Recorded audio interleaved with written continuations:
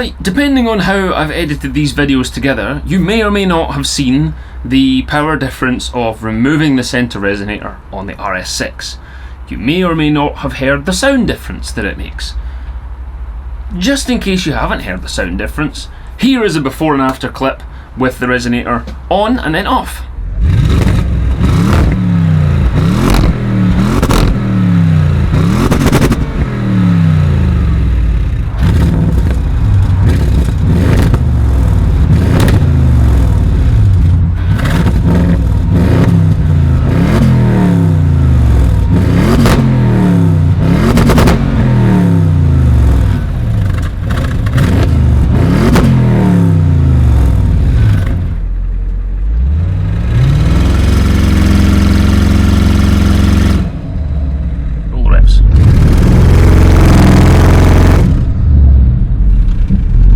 But what I do want to show you today is this package here. After going to Simon's Custom Exhausts in East Kilbride, they're the ones that removed the centre resonator for me. They removed this big hunk for me. And they were kind enough to let me take it away so that I can show the internet what is inside. Now, marginal benefit of removing one of these is that it weighs a lot. So let me see if I can just get a quick weight on it with my trusty scale here. Can I do that without it falling off? Here we are weighing it. It is 10.5 kilograms. 10.5 kilograms that is now no longer underneath the Audi RS6. Now, I know that's going to make a very small difference because it's already heavy as balls, that car. Right, where are my gloves? Now, the standard design for the resonator has two inputs from the hot side of the engine. Can't see anything remarkable in their design. A little bit of perforated tube. It's definitely shaped to flow. One side is perforated and one side is not perforated. But what I want to do here is cut it open and see what the restriction is that's created the big sound difference. And maybe power difference depending on whether or not I've had the dyno done. This is a really weird, intricate stamp pattern that they have on this exhaust. I don't know what this is all about. Have they stamped it so that it fits other components? Maybe. Is this something to do with sound design? I don't know. But it's the same on both sides. What I do notice from this though is the amount of heat build-up across this central band of the resonator.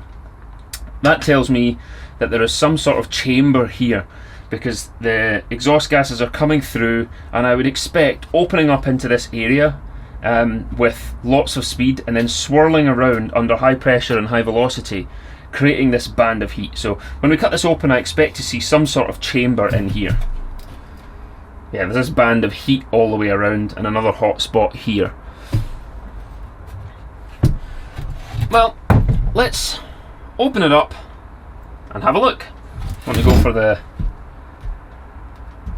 go for the hottest side. This would be the bottom on the car, towards the ground. So I'll cut this open and let's see what's inside.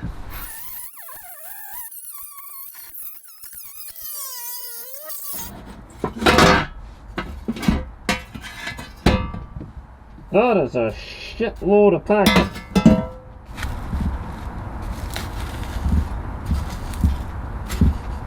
Just all like fiberglass again.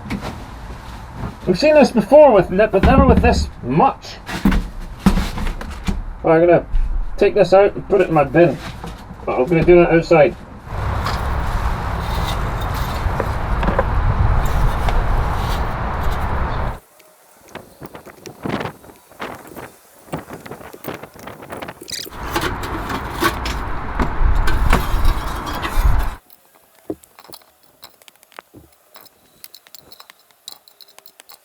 Now this is the last part, and I think this completes our investigation. If I can get this off.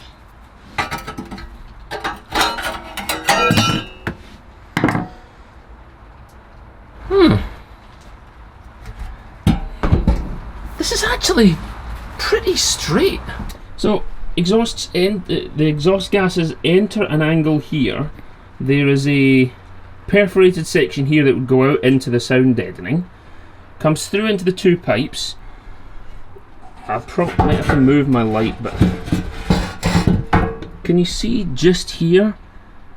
There's just an ever so slight gap at the end of both exhaust pipes, which sends exhaust gases out into this chamber in the middle here, which didn't have any packing in it, and then the opposite pipe is then perforated to release gases into the second smaller chamber. So in looking at it, it looks like two very smooth curved pipes, just with this gap in the middle where the exhaust gases will come out. But it's not, the chambers aren't perforated, it's just that there's a gap right there. So that's what's inside the RS6 resonator. It's more efficient in shape than I expected, but that small gap is where all the magic happens. That's where exhaust gases escape, swirl around in this central chamber, and then the sound deadening material picks up all the extra noise.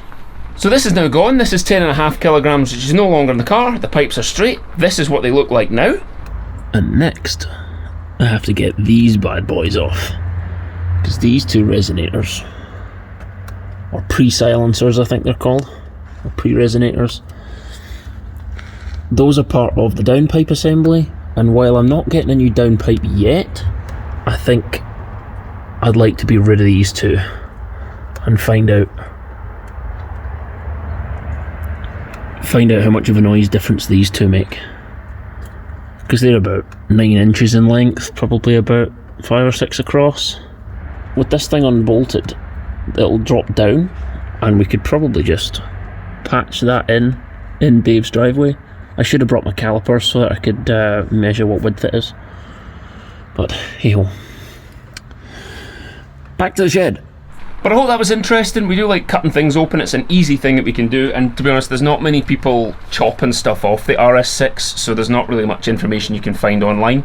So we'll keep coming up with hopefully informative videos about the RS6. Let us know in the comments below if there's anything you'd like us to cover with it, and if not, we will see you in the next video. Thank you very much for watching. Goodbye.